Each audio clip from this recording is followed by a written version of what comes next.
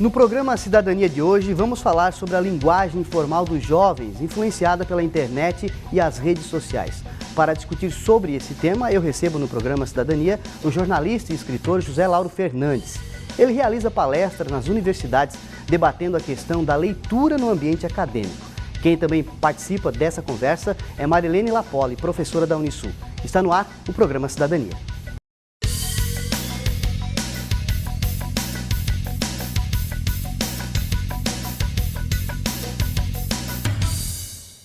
Olá, estamos aí com mais um programa Cidadania. Hoje eu recebo aqui no estúdio do programa José Lauro Fernandes, ele que é escritor e jornalista, e vem falar sobre um tema muito interessante que está cada vez mais em voga, né?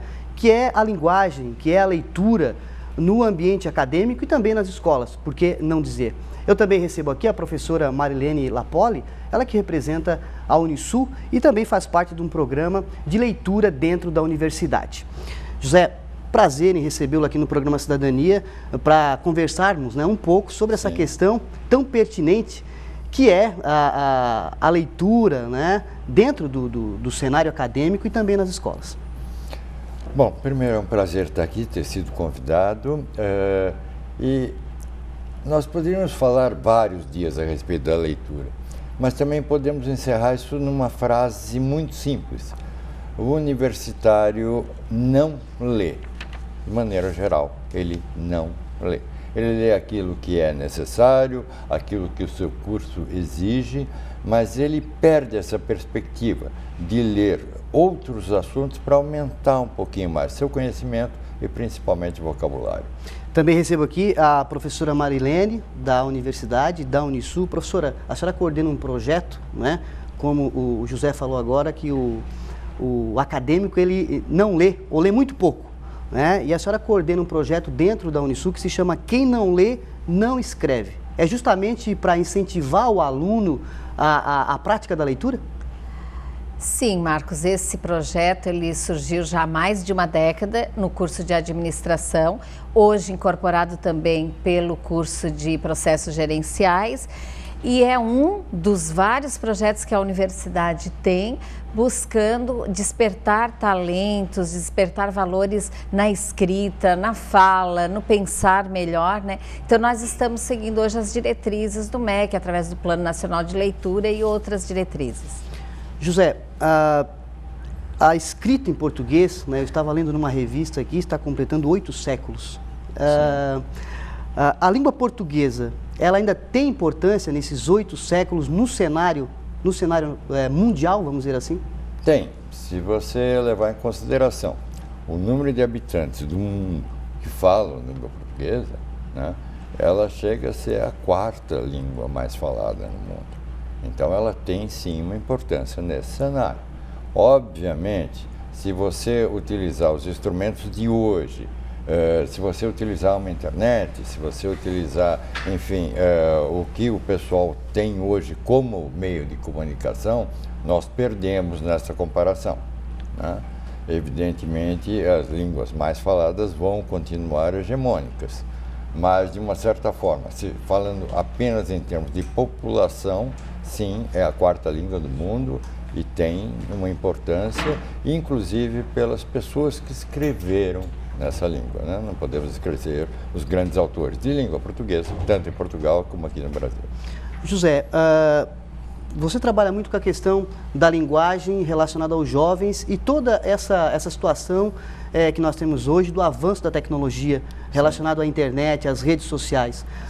Até que ponto isso interfere nessa questão da linguagem para que o jovem ele tenha uma escrita melhor, ele tenha o hábito de ler mais livros? Vamos lá, por partes. Primeiro, a internet veio, vai ficar, está entre nós há 15, 20 anos aproximadamente, e hoje com os novos dispositivos, né, que permitem que você faça isto de uma maneira interativa pelo celular, por algumas coisas portáteis, né, ampliou-se a comunicação de uma maneira extraordinária. Certo. Esta comunicação ampliada, ela precisa mandar o recado, entre aspas. E para isso ela cria uma nova linguagem adaptada a esse instrumento que você utiliza. Okay. Então é muito difícil você ser formal quando você está escrevendo com um dedo só no celular ou com os 2 polegares. Né? A formalidade da língua se perde em detrimento da velocidade com a qual você tem que se comunicar. Então a informação passa, sim, mas ela passa quase que cifrada. É uma outra linguagem. É uma linguagem útil, é uma linguagem que passa a mensagem, mas ela tem muito pouco a ver com a linguagem formal, que é a linguagem acadêmica, que é a linguagem que devemos estudar nas escolas, que é a linguagem dos escritores, que é a linguagem dos jornais. A linguagem formal perde muito, é quase inexistente nesses novos meios de comunicação. Talvez com o tempo haja uma adaptação. Mas hoje em dia são 2 coisas completamente diferentes, são quase indecifráveis. Para quem domina só uma e não domina a outra, são quase indecifráveis. Nessa questão, né, nós já vamos chegar já no mundo acadêmico, né, que é o foco aí das suas palestras, mas lá no ensino fundamental, lá no ensino médio, o que precisa ser feito para que os jovens, eles possam usar essas tecnologias, mas também não percam, vamos dizer assim, a sensibilidade da linguagem e da escrita formal? O que é preciso ser feito nas escolas? É uma pergunta difícil, Marcos. Existem várias teorias e vários exemplos pelo Brasil afora de projetos que deram certo, mas eu vou ficar com uma tradição. Eu acho que você tem que dar a base. Primeiro a base, você tem que ensinar o que é correto, tá?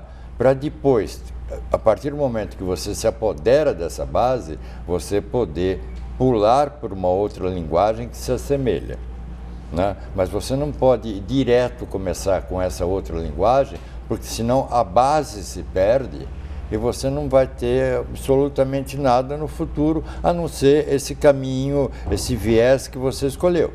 Tá? E aí, a hora que você for mudar de instrumento, então, por exemplo, a hora que você for utilizar uma linguagem de internet, num memorando, num relatório de uma empresa, numa petição de um advogado, né? Você simplesmente não vai conseguir fazer. Agora, se você tiver a base, você pode sim ampliar e migrar para essa linguagem mais rápida, a linguagem dos polegares, que eu chamo hoje, né? Eu costumo dizer que quando você utiliza todos os dedos, você tem que utilizar português formal. Quando você utiliza 2 polegares, necessariamente você não está fazendo isso. Mas eu acho que deve, sim, no ensino primário, fundamental, enfim, dar a base da língua portuguesa. E a partir do momento que você tem a base, aí você pode pegar as derivações. Professora Marilene, dentro dessa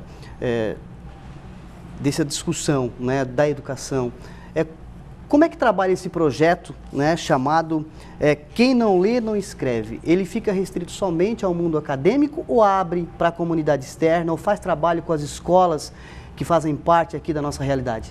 Então, Marco, ainda na questão anterior, eu penso que o papel do professor é fundamental. Né, o papel da escola como um todo, como disse o Dr. Lauro, mas o papel do educador é fundamental nesse processo de mediação. Ele não pode meramente compactuar e aceitar esse mecanicismo, né, previsto em algumas atitudes relacionadas à internet. Então, quando ele vê as crianças, né, nesse automatismo, ou os jovens, é papel do professor cada vez mais polir isso, né, e insistir em que há esse vocabulário técnico, esse vocabulário erudito, e há também o vocabulário resumido, né, ou subtraído até. E em relação a especificamente o projeto de Quem Não Lê, Não Escreve, nós trabalhamos dentro da universidade no ensino com os acadêmicos do curso de administração, trabalhamos nas empresas com os colaboradores de uma organização que se torna parceira do projeto, né, onde nós já desenvolvemos 3 atividades bem sistemáticas, onde surgiram 3 publicações, nós temos 3 livros, que é a publicação dessa experiência, e as empresas parceiras da universidade adotam uma escola e desenvolvem com os alunos, geralmente também uma escola que matricula, que recebe alunos filhos dos funcionários. Então, é um trabalho de responsabilidade social que nós denominamos interinstitucional. Então, é um trabalho que envolve 3 instituições, né? Universidade, empresa e escola, envolvendo gestores das 3 instituições, educadores das 3 instituições. Quando nós pegamos uma empresa que tem o pedagogo lá dentro, por exemplo, o pedagogo social, o assistente social, o psicólogo, então, profissionais da comunicação, eles articulam, que nós chamamos dentro do curso de administração de líderes, né? Então, o grande objetivo do projeto é desenvolver lideranças, né, despertar talentos e desenvolver lideranças, né, a gestão. Então, ele acaba se tornando um projeto que está dentro da tríade da universidade, ensino, pesquisa e extensão. Ok.